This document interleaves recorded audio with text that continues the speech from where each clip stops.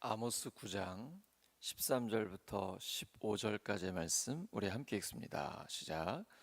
여호와의 말씀이니라. 보라, 날이 이를지라. 그때 파종하는 자가 곡식 추수하는 자의 뒤를 이으며 포도를 밟는 자가 씨 뿌리는 자의 뒤를 이으며 산들은 단 포도주를 흘리며 작은 산들은 녹으리라. 내가 내 백성 이스라엘이 사로잡힌 것을 돌이키리니 그들이 황폐한 성읍을 건축하여 거주하며 포도원들을 가꾸고 그 포도주를 마시며 과원들을 만들고 그 열매를 먹으리라. 내가 그들을 그들의 땅에 심으리니 그들이 내가 준 땅에서 다시 뽑히지 아니하리라. 내 하나님 여호와의 말씀이니라. 아멘. 회복을 노래하게 하시는 하나님, 회복을 노래하게 하시는 하나님이라는 제목으로 하나님 말씀 전하겠습니다. 오늘 비 오는데 교회 오기 힘들지 않으셨어요? 토요일 새벽에 하나님 앞에 나오신 여러분을 예수님의 이름으로 축복합니다. 우리는 때로 메마른 땅과 같은 현실을 살아가기도 합니다. 기도해도 응답이 더딘 것 같고 수고해도 열매가 보이지 않을 때 마음이 힘들어질 수 있습니다. 하지만 오늘 본문 아모스 9장은 심판의 예언을 넘어 회복과 소망의 노래를 들려줍니다. 아모스 1장부터 심판에 대한 말씀이 계속 나오잖아요. 오늘 이제 마지막 9장에서 하나님께서 아주 희망에 넘치는 회복의 노래를 우리에게 들려주십니다. 하나님은 절망의 자리에서도 다시 꽃을 피우게 하시는 분이십니다. 하나님은 그 회복의 시간을 앞당기십니다. 보라, 날이 이를지라. 그때 파종하는 자가, 씨를 뿌리는 자가 곡식 추수하는 자의 뒤를 이으며. 이게 어떻게 가능해요? 추수를 가을에 하면 겨울 지나 봄에 씨를 뿌리는 것인데 그게 아니고 추수를 하는 자의 뒤를 바로 이어서 또 씨 뿌리는 자가 있다라는 거예요. 하나님의 회복은 우리의 생각보다 빠르고 우리의 상상을 넘어섭니다. 왜냐하면 회복은 내가 시키는 게 아니고 하나님이 시키시는 거기 때문에 그래요. 우리가 기대하거나 상상하는 것에도 넘치도록 풍성히 일하시고 우리의 속도와 하나님의 속도는 전혀 다릅니다. 곡식을 추수하는 자의 뒤를 이어 씨를 뿌리는 자가 따를 것입니다. 이는 하나님께서 은혜의 속도로 일하신다는 의미입니다. 가장 암울한 시대인 사사기의 말미에 룻기가 기록이 됐죠. 나오미와 룻은 아무것도 없이 빈털터리로 베들레헴에 돌아왔습니다. 하지만 하나님의 은혜는 보아스와의 만남, 다윗의 조상이 되는 회복의 역사를 이루어 주셨습니다. 회복의 주체는 언제나 하나님이십니다. 이런 회복의 약속은 예수 그리스도 안에서 온전히 성취됩니다. 예수님의 십자가는 인류의 죄로 메말랐던 땅에 새로운 생명을 심으셨고 부활은 그 생명이 열매 맺는 첫날이 되었습니다. 우리가 주님 안에 있을 때 은혜는 절망보다 먼저 달려오고 부활의 능력은 우리의 무너진 삶을 일으킵니다. 그러므로 어떤 어려운 상황에 부딪힌다 할지라도 먼저 기도부터 하시기 바랍니다. 사람 찾지 마시고 다른 거 찾지 마시고 일단은 기도부터 하세요. 이것이 승리의 비결입니다. 그러면 하나님께서 반드시 우리에게 지혜를 주시고 회복의 역사를 일으키십니다. 하나님은 하나님의 백성을 깊이 뿌리내리게 하십니다. 흔들리지 않게 하세요. 아무리 사람들이 흔들려고 해도 안 흔들립니다. 왜냐하면 하나님의 은혜 안에 뿌리내렸기 때문이에요. 하나님 말씀하십니다.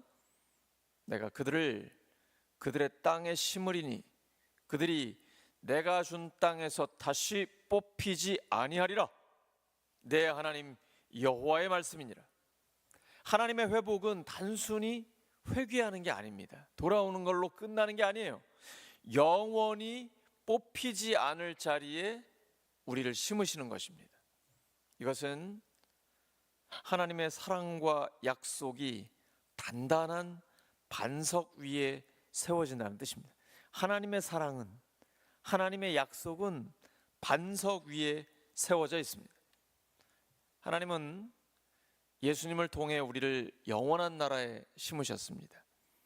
십자가는 뿌리였고 부활은 영원한 생명의 줄기입니다. 하나님의 은혜에 뿌리 내린 인생은 다시 흔들리지 않습니다. 어떤 고난에도 뽑히지 않습니다. 하나님은 우리에게 그러한 견고한 믿음을 주신 것입니다. 그것이 부활하신 주님이 주신 회복의 은혜입니다. 사랑하는 우리 울산교회 성도 여러분, 지금의 삶이 메마르게 느껴질지라도 낙심하지 마시기 바랍니다. 우리 그리스도인들에게는 없는 단어가 있습니다. 포기란 없습니다. 우리가 선을 행하되 낙심하지 말지니 포기하지 아니하면 때가 이름에 거두리라. 하나님의 때를 기다리는 것이 믿음입니다. 나의 지금 상황과 환경이 어떠하다 할지라도, 내 주변의 사람들이 어떠한 말들을 한다 할지라도 하나님의 때를 기다리는 것이 믿음입니다. 그게 기도예요. 그러면 하나님의 때에 하나님은 반드시 이루십니다. 그런데 하나님의 회복은 생각보다 빠르고 더 깊습니다. 예수님의 십자가와 부활 안에 이미 회복의 씨앗이 심겨졌습니다. 우리가 주님 안에 거할 때 우리의 삶에도 곡식이 자라고 포도주가 흘러 넘치는 은혜가 시작될 것입니다. 아니, 이미 시작됐습니다. 부활의 능력으로 우리를 회복하시고 새롭게 하시는 성령의 역사를 경험하시기를 예수 그리스도의 이름으로 축원합니다. 하나님 아버지 감사합니다. 단비를 주시니 감사합니다. 농사에 큰 도움이 되게 하시고 또 오물이나 여러 가지 불순물들은 씻겨 나가게 하시고 공기도 맑게 해주시고 국토를 깨끗하게 하나님 만들어 주시옵소서. 하나님, 우리의 심령에도 은혜의 단비를 풍성하게 내려주시옵소서. 하나님의 은혜를 폭포수같이 쏟아부어 주시옵소서. 내일 주일입니다. 하나님, 우리 새 가족들의 마음에 성령의 감동을 주시옵소서. 예배 자리로 기쁨으로 나오게 하시고 예배를 드리면서 하나님의 영광을 보게 하소서. 믿음의 눈, 영적인 눈을 활짝 열어 주시옵소서. 우리 모든 성도들이 주일 예배를 기다리며 오늘 준비합니다. 예배로 하나님 앞에 영광을 돌릴 때에 그 영광을 받으시는 하나님을 새롭게 만나게 하여 주시옵소서. 저희 목회자들에게 오늘 하나님의 말씀을 주시고 하나님의 마음을 주시옵소서. 뜨거운 확신, 오직 성령의 능력으로 기쁨으로 강단으로 달려가 하나님의 말씀과 하나님의 마음을 담대하게 그리고 은혜롭게 선포할 수 있도록 도와주시옵소서. 하나님, 우리 교회에 하나님이 기뻐하시는 부흥이 있게 하여 주시옵소서. 새 가족들이 안정되게 정착되게 하여 주시옵소서.